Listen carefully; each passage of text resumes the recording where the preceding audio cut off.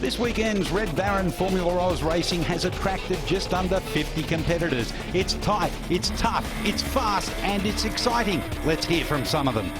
Yeah, the Formula Oz is about the biggest grid I've ever been on. I think there's 48 to 49 bikes out there, and it's this first lap's going to be pretty hectic.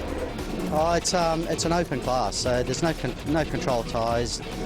Do a bit of work on your bike. So yeah, it's free for all sort of thing. So yeah, that's probably the most attractive part of it.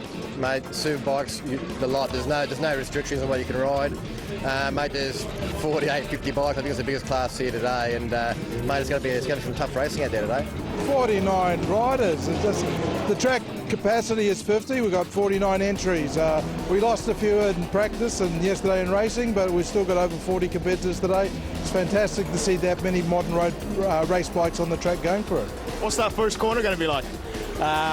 It's something you really got to concentrate on. Make sure you get in a nice tidy spot. You're not tied up with anyone else, but with that many bikes going through, and there's a lot of different speeds going through there, you really got to keep your eyes out. So it's something I'm naturally not looking forward to. Mate, it's going to be hectic. It's always hectic, especially around here, and mate, it's going to be on, that's for sure.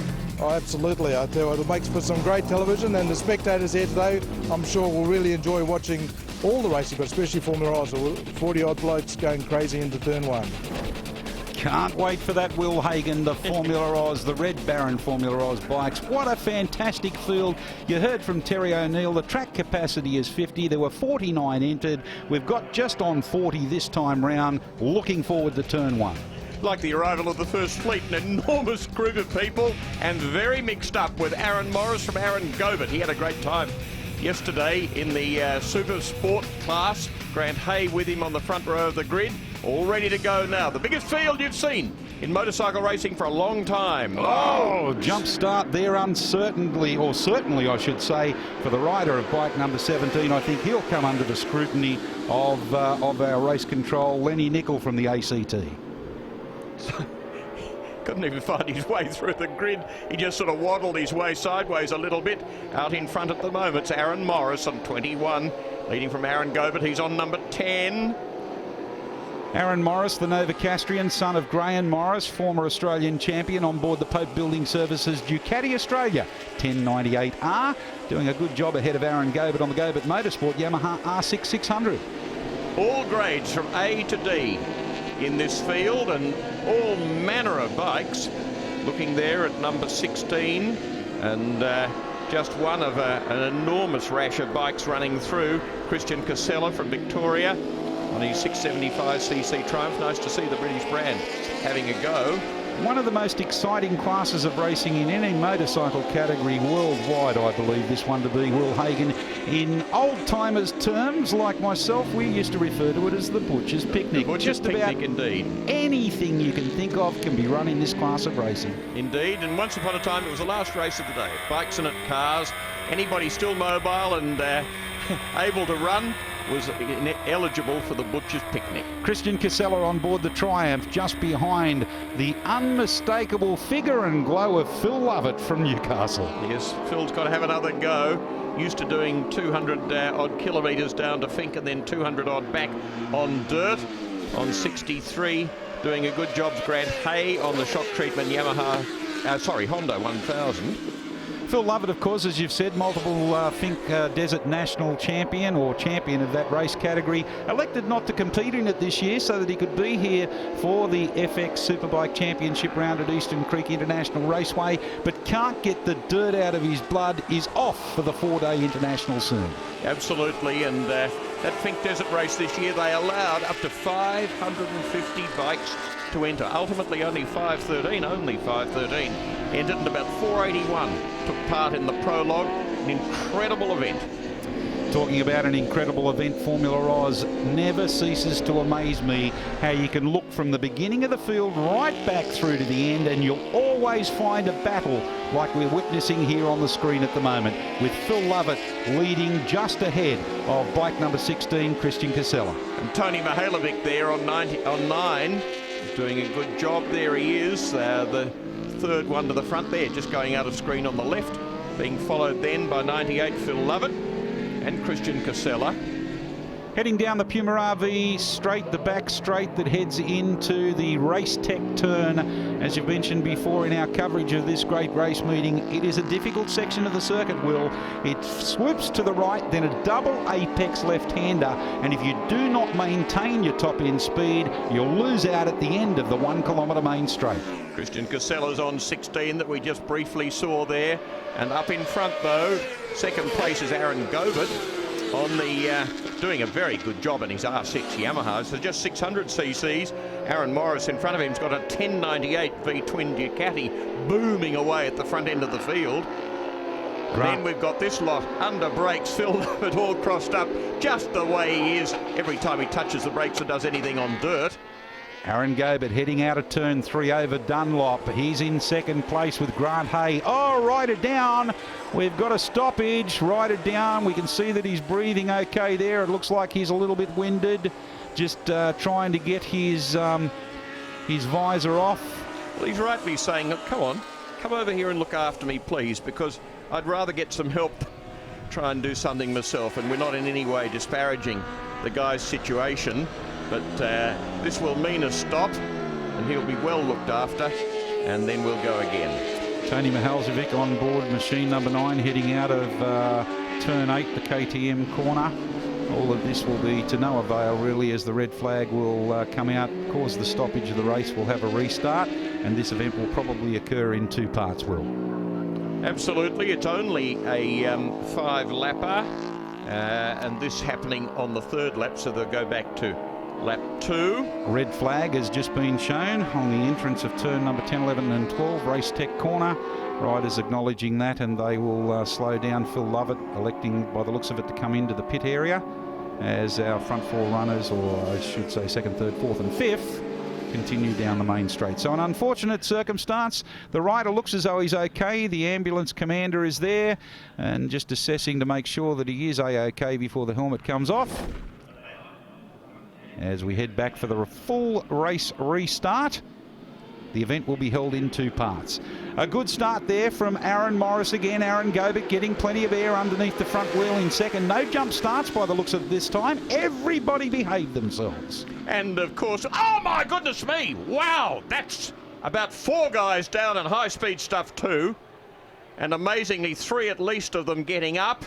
Wow, that is disappointment plus. And there's a right shoulder sore on the guy in the black leathers, but everybody up and sort of feeling out their various injuries, not too worried about their bikes at this stage, as at the front of the field we see Aaron Morris, 21. All of that happened behind this front bunch of riders. They're unaware of what's happened, so at the very least, Will, we should see yellow flags at the end of the main straight, at the end of this first lap of the rerun of this event, as our leaders head through YMI, turn number 6 and 7, and on towards KTM. Let's have a look at what happened there. One of the riders just getting down a little bit too close, almost looked like he lost the front end by touching the back of another rider, and then it was just the ever popular domino effect. Yeah, there were 3 innocent guys in that one, and you can see there 92 is one of them, but gee, that'll catch your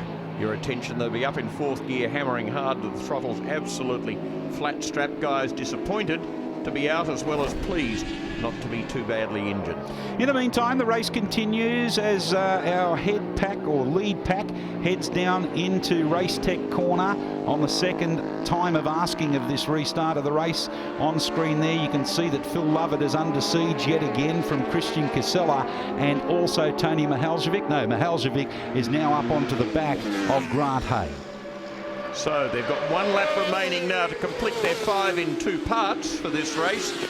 The Formula Oz Red Baron event, still bikes left on the outside of the track there. And Mihaljevic, and gee whiz, he gives himself a gigantic moment and goes way off track. He just ran up the back of the bike immediately in front.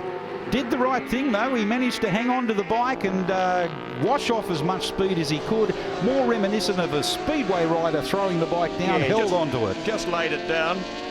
The only way he could pull up before hitting something. So that leaves Aaron Morris pretty much unthreatened at the front end of the field. But keeping clear of a number of incidents there. And let's have another look at this one. Under brakes, very enthusiastic in turn 2. Scary is more the point. Wow. He runs up the back of 63, goes far too deep, perhaps 63. Grant Hay braked too early. At that stage, Mihailovic was in a pile of trouble because he was going far too fast to get around the corner, and he just lays it down gently on the grass. There'd be no harm to the bike, no harm to the rider. Get up and probably restart it and go home. Hate to be his dry cleaner, though. So at the front end of the field, Aaron Morris on 21, the Ducati 1100, with Aaron Gobert doing a tremendous job on the R6 Yamaha, just over half his engine size, coming home in second place. But Aaron Morris is a B grader as we have a look at 22 doing an enthusiastic job there. That's Lockie Thomas. He's in 11th place at the moment, just going past 91 Mario Gonzalez from New South Wales. Field still streaming through, as we mentioned earlier, 40-odd riders, less those involved in the carnage, still coming down to greet the checkered flag, including the number 68 of Amy O'Mara on board the Yamaha, of course, and the McGrath Foundation helping her out. Aaron Morris ahead of Aaron Gobert, Grant Hay, Phil Lovett, Christian Casella, rounding up the top 6 is Chaz Hearn. And then Lockie Thomas starts the second group of 10. He in 11th place, Amoy O'Mara in 12th. Well, congratulations to you, Aaron. A fantastic effort out there. You must be very happy with the bike and your performance. Yeah, thanks a lot. Yeah, the bike's working really great. You know, it's we only just got the bike the other day. It's been pretty hard getting it set up, but we ended up getting a pretty good setup. No, I'm really happy with it. Everyone else riding great. I was just had to try to stay consistent and ended up being a pretty good race. So I was pretty happy with it. I was just like to thank Ducati Australia, DGS Ducati and DGS Ducati for putting together the bike. They did a great job, and then also like to thank KBC, Alpine Star, and everyone else that helped me doing this weekend. First outright would be better, but you know, we've got the R6 working good, so what can you say? We're hopefully it's going to be a long day. The temperatures will come up, and these 1000s will abuse the rubber a little more, and I think we can do that pace consistently, and hopefully they'll come back to us. Yeah, it was a good ride. Just got to do better in the next one. I can't fault the bike. The suspension's working well. Shock treatment suspension's giving me good grip out there, and Bridgestone tyres are keeping me on the track. And I just got to push myself more now to be able to go quicker. Well, 2 down and 1 to go in the Red Baron Formula Oz racing here this weekend, as we've got a jump start there from the rider on board machine number 16, Christian Casella. He decided not to back off. This is highlights of the third and final time of asking for this category of racing, and you've got to say there was nothing short of enthusiasm there from Christian Casella. Oh, I think I'll be off now. I've got to get a pint of milk at the corner shop. So here they go. This is a 5-lapper schedule. You can see the marks on the outside of turn 1 there from that collision in the first lap of the restart of race 2. And there's a guy going wide on the Kawasaki, number 77, David Lowe. Stayed up and he's trying to restart it. Very lucky to get away with that one. Yeah, as we see a good dice going on here between Aaron Morris and Aaron Gobert. Aaron Morris it is that's leading our jump start runner, of course, number 16, right. Christian Casella. Morris is a little bit further back, so it is Aaron Morris that's leading on the circuit. You've got a question about the timing of Christian Casella. He has that 10-second penalty as we're looking forward on board with Chaz Hearn on the high-octane entry.